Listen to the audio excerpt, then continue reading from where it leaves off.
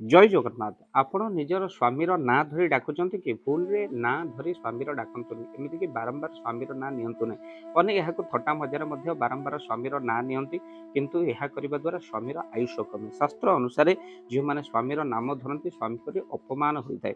ପୁଣି ମଧ୍ୟ କୁହାଯାଏ ଏହା କେବେ ବି ଠିକ୍ ନୁହେଁ ଯେଉଁମାନେ ସ୍ୱାମୀର ନାଁକୁ ବାରମ୍ବାର ଧରୁଛନ୍ତି। ତେଣୁ ଆପଣ ବାଇଚାନ୍ସ ମଧ୍ୟ ସ୍ୱାମୀର ନାଁ ଯଦି ସ୍ତ୍ରୀ ପାଟିରେ ଧରେ ଜିଭ କାମୁଡ଼ି ଦେବା କଥା।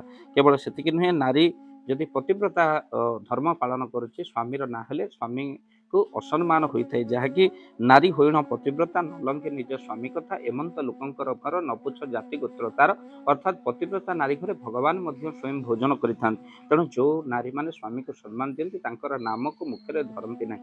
ଅତି ଅର୍ଜେଣ୍ଟ ନହେଲେ ସ୍ୱାମୀର ନାମକୁ ମଧ୍ୟ ପ୍ରକାଶ କରିବା କଥା ନୁହଁ। ଆମର ପୁରାତନ ନାରୀମାନେ ବୋହୂମାନେ ଅନେକ ଅଛନ୍ତି ଯେଉଁମାନେ ଠାରିକି ମଧ୍ୟ ସ୍ୱାମୀର ନାମକୁ କହନ୍ତି, ଯେଉଁମାନେ ସ୍ୱାମୀର ନାମକୁ ଧରନ୍ତି ନାହିଁ, ଆପଣ ଜାଣନ୍ତି।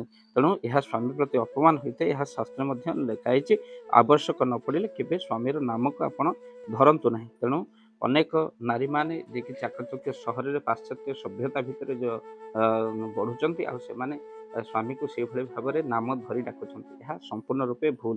ତେଣୁ ସେଥିପାଇଁ ଏ ଭିଡ଼ିଓକୁ ସେୟାର କରନ୍ତୁ। ସ୍ୱାମୀ ନାମ ଧରିଲେ ସ୍ୱାମୀ ପ୍ରତି ଅପମାନ ହୋଇଥାଏ ବୋଲି, ତେଣୁ ସ୍ୱାମୀର ନାଁକୁ କେବେ ଧରନ୍ତୁ ନାହିଁ। ଏହା ଦ୍ୱାରା ମଧ୍ୟ ସ୍ୱାମୀର ଆୟୁଷ କମିଥାଏ।